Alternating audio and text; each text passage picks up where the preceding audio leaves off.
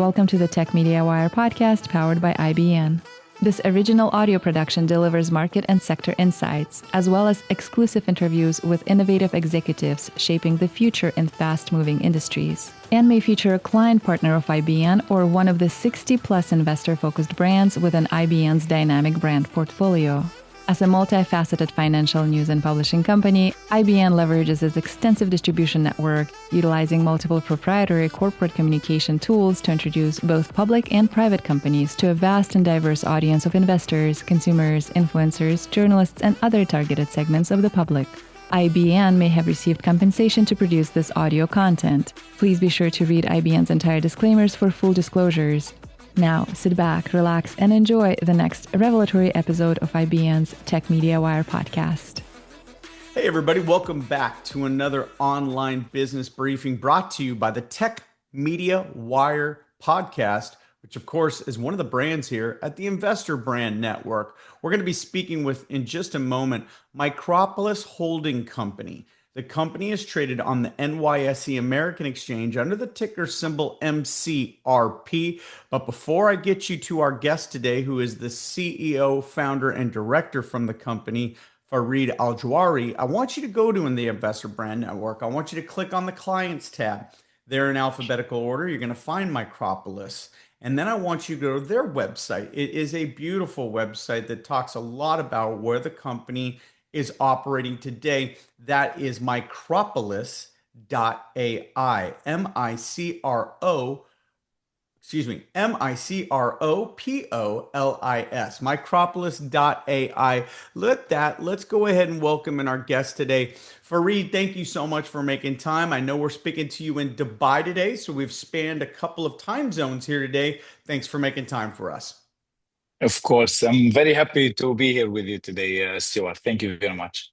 Absolutely. So I did take them time to visit your company's website, also visit us here at the Investor Brand Network. Right at the top of the page, the investment considerations jumped out at me because I'm an early investor in a company called Knightscope, KSCP on the NASDAQ. It's been a bumpy run for us, but it seems like you are having a much smoother landing because of your relationships there in Dubai, and I'm looking at Egypt and some other places. So what are we talking about, viewers and listeners? We're talking about a company, multiple product lines, including robotics for security, sanitation, logistics, environmental restoration.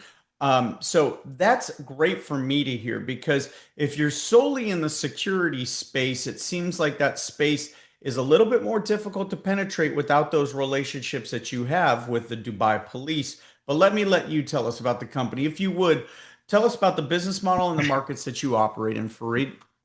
Yes, absolutely. I was happy to talk about Micropolis from this perspective, the business model. Well, when we started, actually, we thought we will be just developing autonomous police patrols and security applications powered by AI for Dubai Police or Ministry of Interior, and focusing on this category. But actually, we thought, no, we can actually do way much more with this technology we're building today. So we thought about, why we don't just create the basic technology for robotics and AI, mainly UGVs, and start customizing them for different applications, serving different customers in different industries.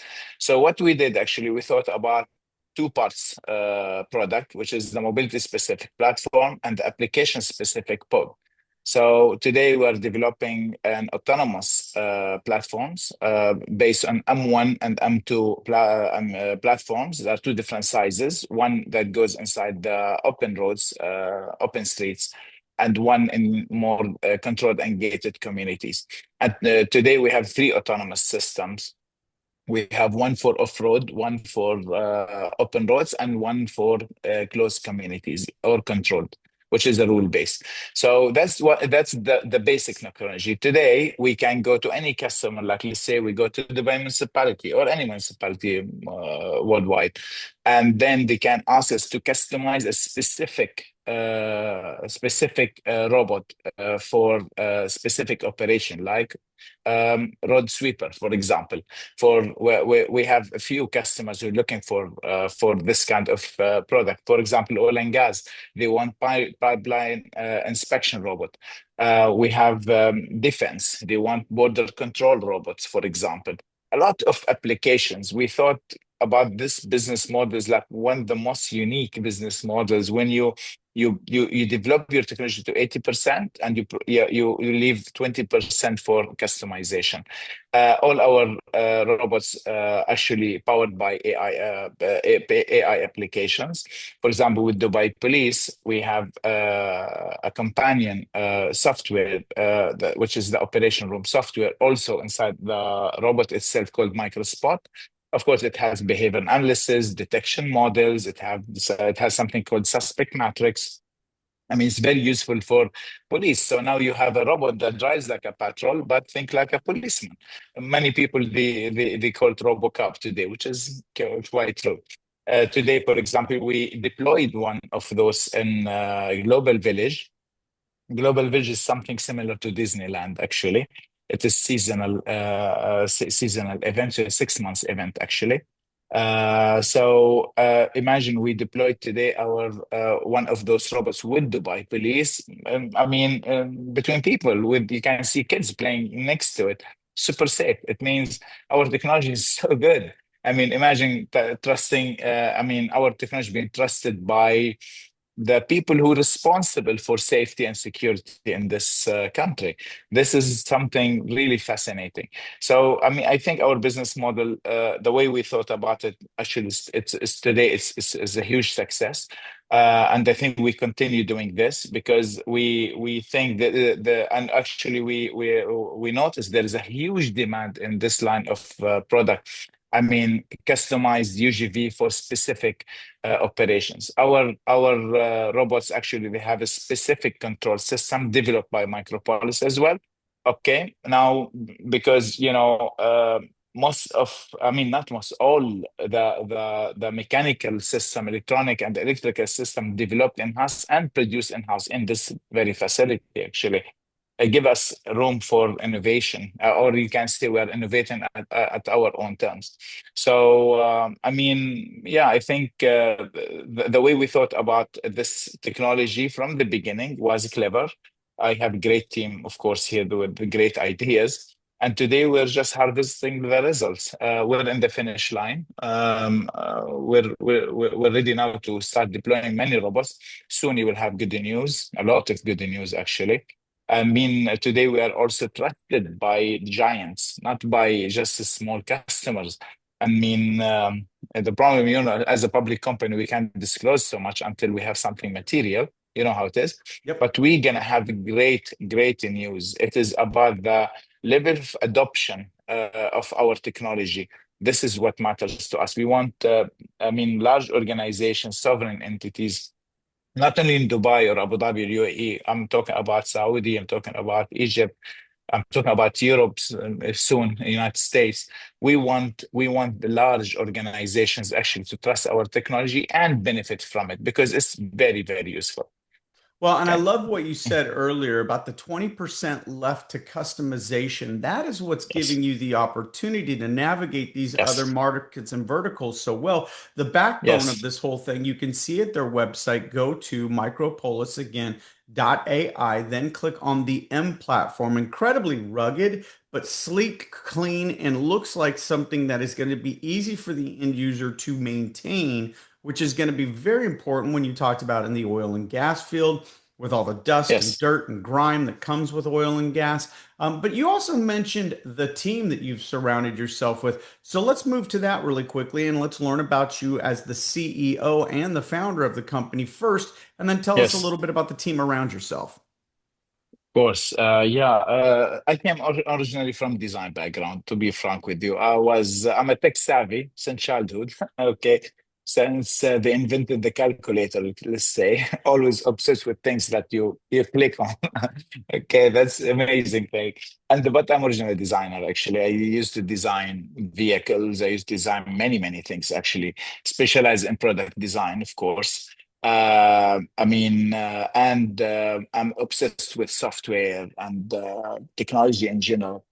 In 2014, I started this company because I was obsessed with an idea how to automate entire Dubai using, a graphic engine. I wanted to develop a graphic engine and build a digital twin of Dubai and link all those sensor data to, to one control room, something like that. Okay.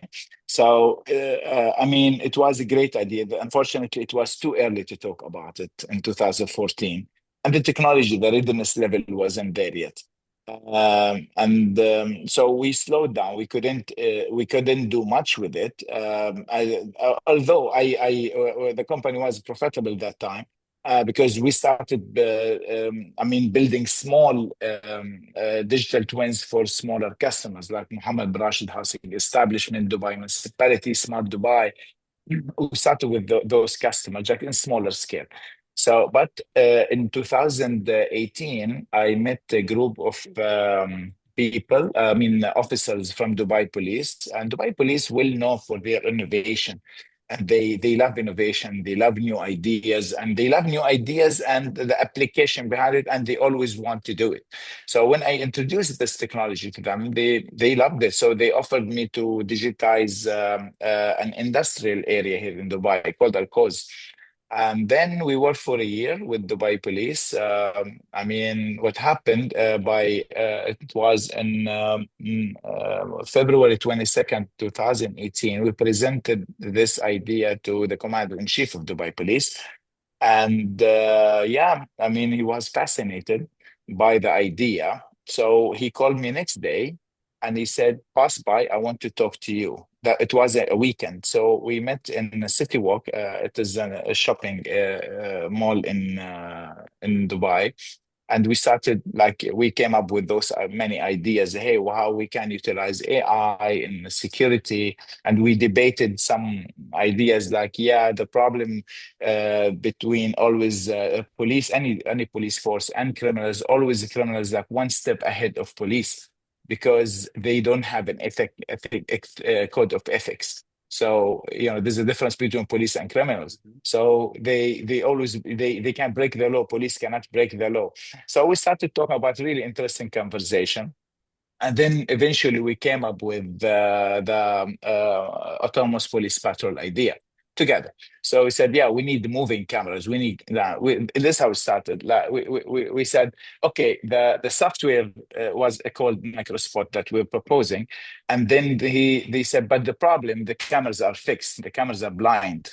They can't really see because they are always fixed. Okay. So, and they're in position. So what we do, they said, oh, we need to put them in something that moves in a vehicle. But if we put it in patrols, the patrol has a human in it, so which is smarter than any AI back then, of course. And then he said, okay, why we don't put them in autonomous patrols? That was in 2018. Few companies, few people were talking about autonomous driving anyways. And then he said, okay, can you do that? I said, yeah, I guess with your help we can. He said, okay, no problem. You just start this and we will support you all the way. We need this, but make sure you build it in the country. And it was like, yeah, that's a bigger challenge. Okay, so we started immediately building a smaller version of robots, like very tiny, similar to what Serve is doing. And there is a Starship, actually, another company called Starship. They were doing exactly the same. They of course, they inspire us that time. But when we built the first one, took us 2 years to develop the first prototype. It was moving autonomously somehow. It was a great first step. But what happened after that? Dubai police didn't like it much. They said, "Yeah, it's too tiny. People won't respect it. We need something way bigger." So we thought about bigger platforms like the M1 and the M2, and we proposed two different designs. They loved it, and we started the R&D again. And it is painful when you start over, but it is also enjoyable. That time when I decided, I said, you know what? I need to start hiring talented people. But the the way we thought about it different, because if you hire people who claim they are experts, I mean, sometimes you struggle. You have to abide by their rules and their mindsets.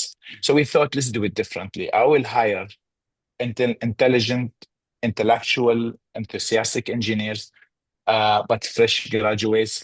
Most of them need to be like maximum 2 years after graduation. Okay, like this is their experience. I don't want super expert people. Mm-hmm. So we started hiring this kind of people. We came up with this idea. We don't need any management. We just trust each other's opinions, and let's build it together. Okay, as we are all entrepreneurs. You're all founders, guys. You're all. You're all intelligent scientists. Okay, think about it from this perspective. You can work. Work together in groups. You can work alone. Doesn't matter. No rules. So we started the R&D. That was in 2021, post-Corona, because Corona was a huge struggle. So post-Corona, we started hiring this team, exactly the same team I have today. And then, yeah, we learned together, actually. It was learning by doing approach. We repeated the experiment like a million times, okay? Like a lot of times. Today, we have really masterpiece. Like what we're doing today is just outstanding because we literally develop everything in house. We were obsessed with our product so much we don't like anyone to touch it. We want to do everything in it. Okay, until today, the team are so enthusiastic. They want to develop every part in it. They feel so selfish, like they don't want anyone to touch it because they love it so much. Yeah, they have a And lot of pride in what they've created, so a they don't want lot, anybody else coming in and messing it up. exactly, a lot, really. I have the best team in UAE. The best part, the best part, when people join Micropolis, nobody want to leave. Head hunting, there's a lot of head hunting problem Hmm. because it's worldwide, but nobody will ever leave this company. Nobody want to leave. I have Well, still the that's same what every team. CEO wants. I mean, you've given that pride of Yes. Yeah. ownership, and you've also put Yes. together a very organic team by saying, Yes. "Hey, you can only have 2 years outside of university experience," because you wanted to be able Yes. to bring them up as a team in your Yes. culture, in your environment, so that they were Yes. amenable and malleable to what you were trying to create. And I think I think Yes. that's brilliant, honestly, because Of course. again, that pride of Thank you. ownership is a barrier to your competition. Your competition can't just come in and poach talent. They want to be part of this family. Yes, exactly. And this is exactly what they are. They are a big family here. And the best part, when new people join us, they adopt our culture immediately. It'll take them a few days to adopt the new culture and start embracing this culture. And they love it so much. It's like so peaceful. Everyone respect everyone. No management. We have zero, literally zero management, just intelligent people working together. It is outstanding. I never myself worked in a company in the past like this. I used to work in great companies, but not as good as this one, honestly. Yeah. Not because a company I founded, no, but it is very, very good. I mean, imagine you can, like, the debate's always objective here. When people debate with each other, always objective, and sometimes we have something really cool. So when people have two different opinions, they exchange the ideas, and everyone starts on the other idea. Okay, so for example, me and you. Okay, you have an idea, I have another one. Your idea is idea A, mine is idea B. So we decide, okay, let me do idea A and you do idea B, and then we collaborate later. Something, it's just a phenomenon in Micropolis. I love it. And yeah, this is how we respect each other ideas. Okay. And that's why we are able today to develop a mechanical system from scratch. We are a control system from scratch, the powertrain and the drivetrain from scratch, everything literally built in-house. The autonomous system, we have three autonomous systems with a fewer number of people. For example, most of companies, they struggle. They need hundreds of engineers to achieve an autonomous system. I mean, today we have three autonomous systems with way fewer number. I mean, this is it just because people exchange ideas very quickly and they actually adopt each other ideas. This is very, very, very, very good. So a So this is the strong kind of team team in I'm having place. today.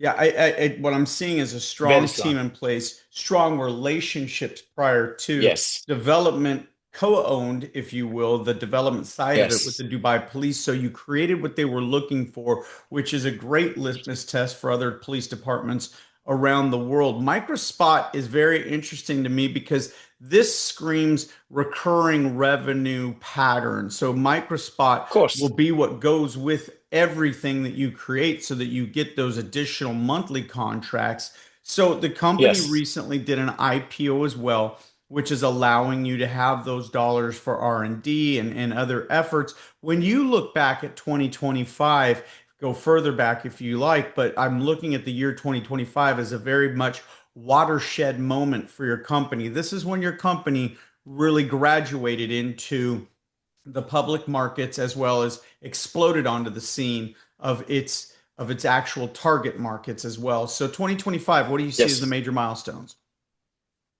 Well, as just like every company, when you develop something, you need to test it in a major pilot project, usually. This is exactly what I want. In 2025, I want to finish, or maybe early 2026, I want to finish all the pilot projects. This is exactly because the company need to move fast to revenue. To be frank with you, most of our customers knocking our door and they want to start buying today. Okay, they don't have time to waste because everybody want to be the first adopter of this technology.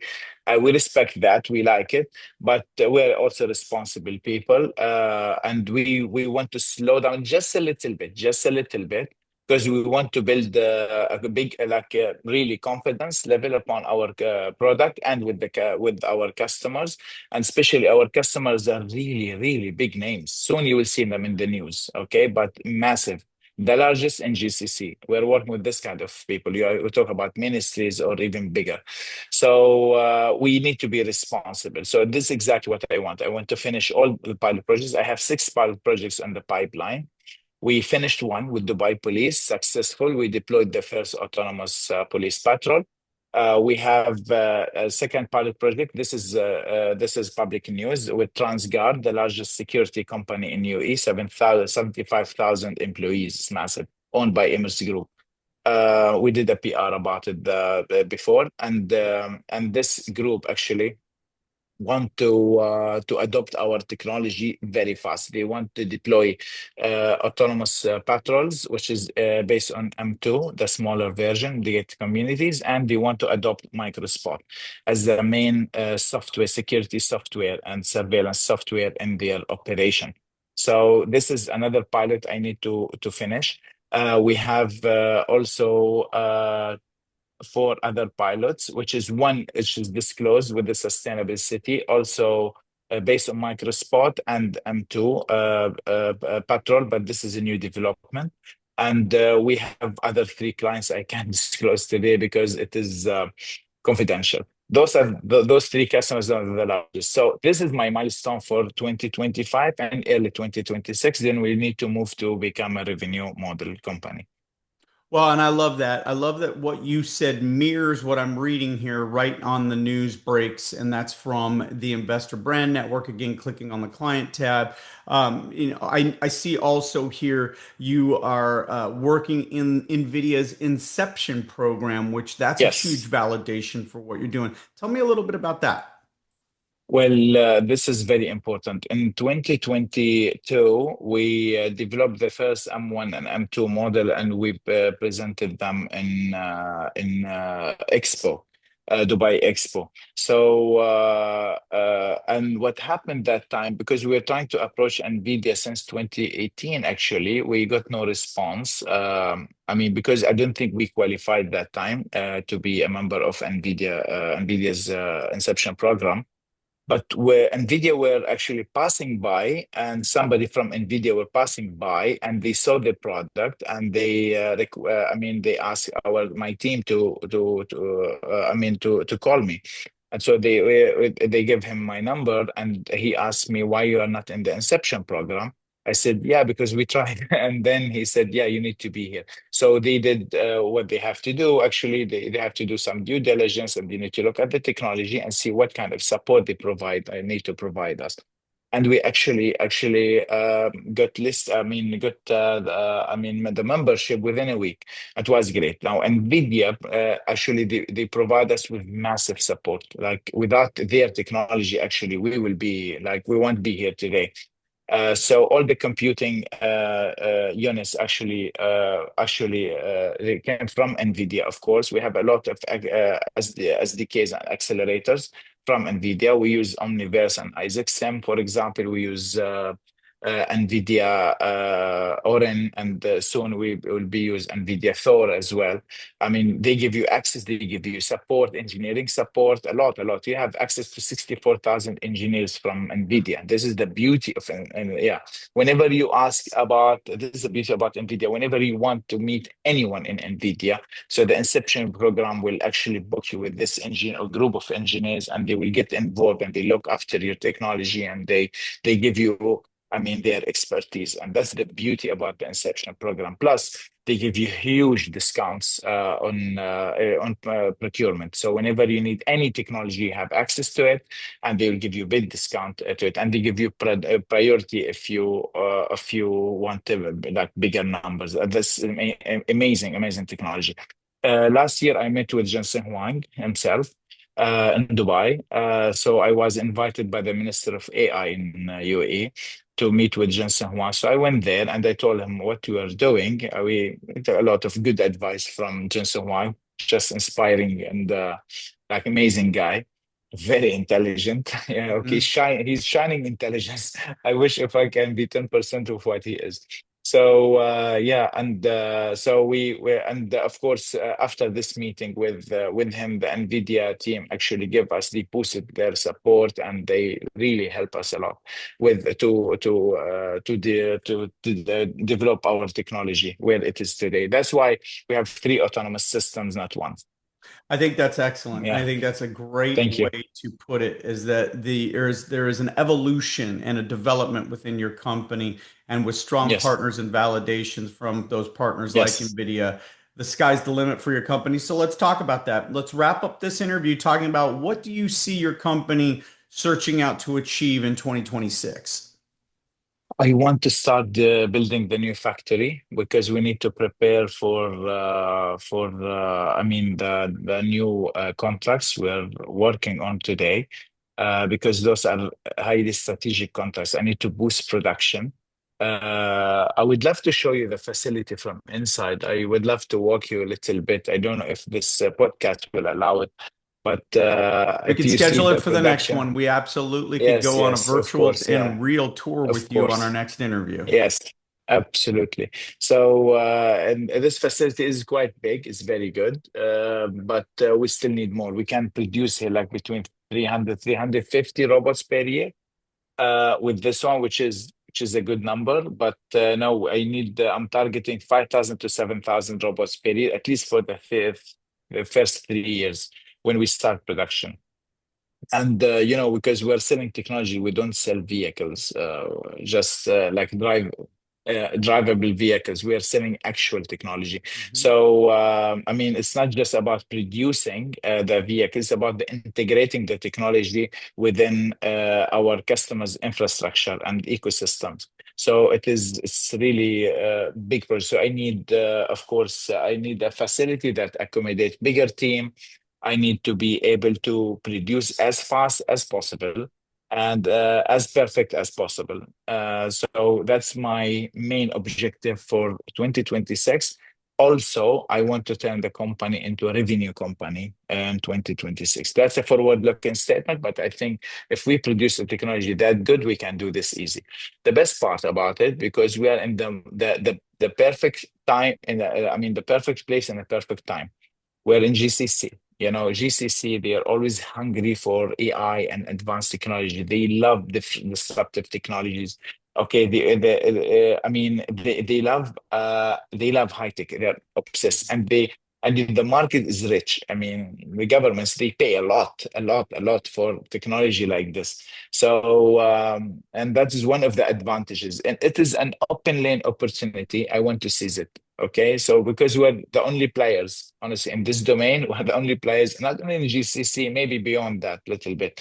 And we need because we have this promise that we can customize any robot based on our technology, of course, for any customer, literally almost for any customer.